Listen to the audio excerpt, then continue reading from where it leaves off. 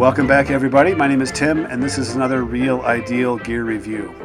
Today we're looking at the Casio Waveceptor, the WV200A. This is a watch known for its atomic clock adjustments and making sure that the time that you have is as accurate as possible. It's also a watch that sports a stainless steel and resin combination case, and I love it. I love the design of the case. It's the most attractive Casio watch in this price point of under $60. Great design. I love it. Overall, we're going to go through the 5 things that I look at when it comes down to a watch and evaluate a watch. It is size, fitment, finish, accuracy, and then legibility and lume, or in this case, the light. So let's start off with size. This watch will sit a little taller off the wrist. This is getting into that kind of G-Shock range of being at 15 plus millimeters tall. So keep that in mind, that this may be a watch that bumps into things and scratches things. It also has a mineral crystal, but keep in mind also that there is a crystal guard, shall I say, at the top of the watch that really I think is one of the best designs that I've seen. The Big Sky, I don't like how it wraps up over the 12 o'clock and over the 6 o'clock, almost like retention arms or something, as protectors for the mineral crystal. I love the design of this. This to me is one of the best designs for, protecting the mineral crystal and also keeping a really reasonable aesthetic at the same time, and keeping the size down as far as the overall height off the wrist goes. Weight-wise, this watch is a little heavier because it is a stainless steel resin case. And I like that. I think just a little more weight in a watch just reassures you. It has a little more of a presence on your wrist. You feel it a little bit more. But it's not so heavy like a dive watch that it could bounce around if you're doing some pretty serious activities. So I like the balance of it. I like the overall weight of this watch. The fitment, classic Casio issue. The strap holes just are too far apart and maybe a little bit too big. If they make them a little bit smaller, maybe a little bit closer together, or just make the holes a little smaller and keep it a little bit more snug, it would be great. It does fit. This one actually happens to fit really well on my wrist, but I know with past experience that it's more luck of the draw than it is actually design of the strap. So I do like the design of the strap. I think it's the right thickness, it's the right pliability. It's just not the right fit or fitment on my wrist overall. So I think it's the classic Casio strap for this type of a design. So if you have a really small wrist, warning as far as whether or not this is going to drape around your wrist in a way that doesn't have a lot of slop to it. If you have, a medium-sized wrist all the way up to the extra-large wrist, extra-large maybe not. This is not a real long strap, but if you have a large wrist, I think this will fit you just fine. But if you have that extra-large wrist, you may not have enough adjustments on here to make that work for you. All right, so now let's go to overall finish. The finish on this watch it's great. I love the way that they have incorporated stainless steel. You've got a brushed top surface to the case. You've got a polished sides to the case. You have black resin on the top, black resin buttons on the side. I just love the combination. This to me is one of the best looking watches at this price point that's out there when it comes down to a little bit of class inside of a classic resin design that Casio has at this price point. So I love the finish of this case. The mineral crystal is great as far as, the mineral crystal on a less than $60 watch. The display is good at different angles. It doesn't fade too much. It seems to have a pretty high contrast at a lot of different angles. And the writing on here is clear. It's not overly, really small. Like on the Casio Square, some of the writing that's on the display is kind of small. It's I have to put my glasses on to read it anyway, but even the stuff that they have as far as text on there is pretty small to know what's going on. So I like that. I also like the finish of the buttons. The buttons are kind of that halfway point between the Casio Square, which they're recessed, kind of hard to get at, and then you've got the Big Sky, or those, the larger watches with the buttons that actually stick out way away from the case. This is the happy medium in between, the Goldilocks zone in between. I really like the design of these buttons. It keeps things somewhat protected.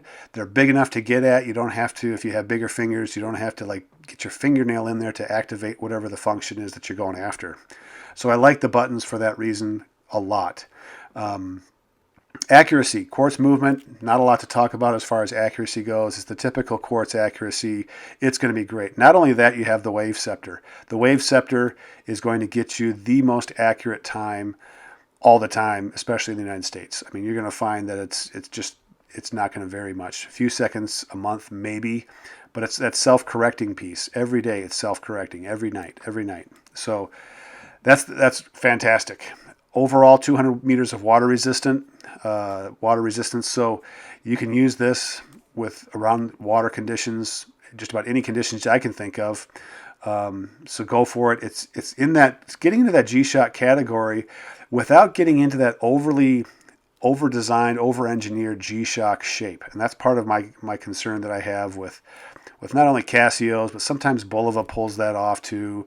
Sometimes Citizen gets into that over-engineering look, that over-industrialized look. So this still has a little bit more of a sleek look to it, which I really, really like. All right, let's talk about legibility and lume. Legibility. I do not like the display, and I think those of you that have been listening and watching my channel, as a guy who's got reading glasses, there's a lot of people out there with glasses for reading, not just because you're older, just because you got that eyesight you've had forever. But for those of you with reading glasses, this is probably not the one for you. You can read the time. I can read the time just fine without glasses. It's the other stuff I can't read at all. It's the day of the week, the month, the date, the year. I don't know why they put the year on here. Who needs to know what the year is on the front page of the front page, if you want to make that analogy, of the display? I don't need to know that. It takes me a couple of days to remind myself, at the beginning of every year of what year it is. But seriously, I don't see that when it comes down to usable space. And then they have the reception disc. If you have, what is it, 3? I don't even know. But what the heck is that for? I mean, seriously, it just does not give me any real usable information. Even the ones that have, a circular pie shape that tell me what function I'm using is better than this one. This one is just unimportant. To me, it's unimportant. It's a waste of space. You take all of that, take the dividers out that stack those top 2 layers on top of each other and make this into a larger display, and you can see things much more easily and not have things so small. It's kind of getting into that Casio Square range of where, the Casio Square, to be fair, is a smaller display overall. If you took the overall real estate of the display here and the real estate on the Casio Square, I venture to say that you've got more vertical space on this watch than you do vertical space on the Casio Square. So I'm not denigrating the Square for that.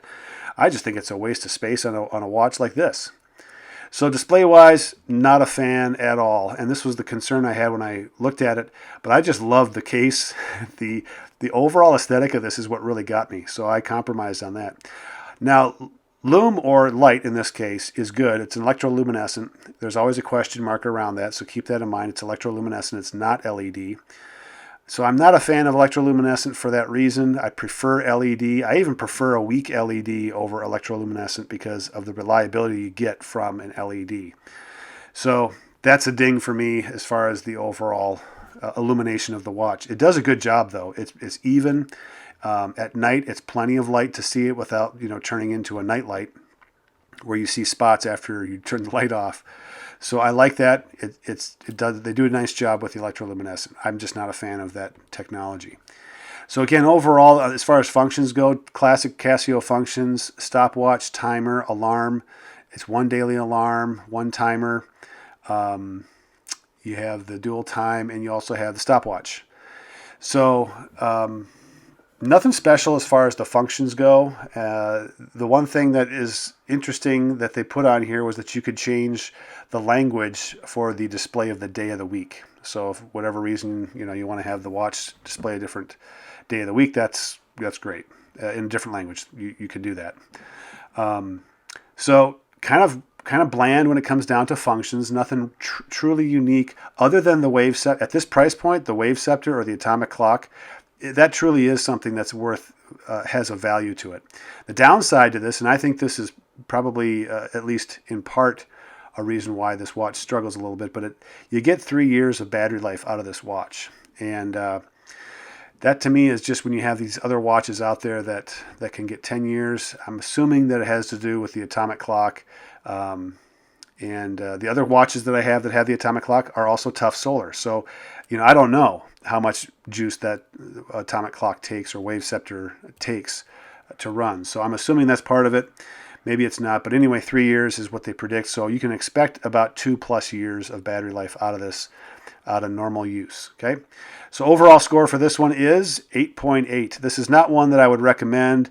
And I really just kind of grit my teeth when I say that because I love the look of this watch. Love it. But for me, it's just not for me because the display is too small, the strap, the battery life, the electroluminescence. There's just too many things that don't go my way on this watch. So there you go. That's the review for the Waveceptor WV200A. My name is Tim. This has been another Real Ideal Gear review, and we'll catch you guys next time.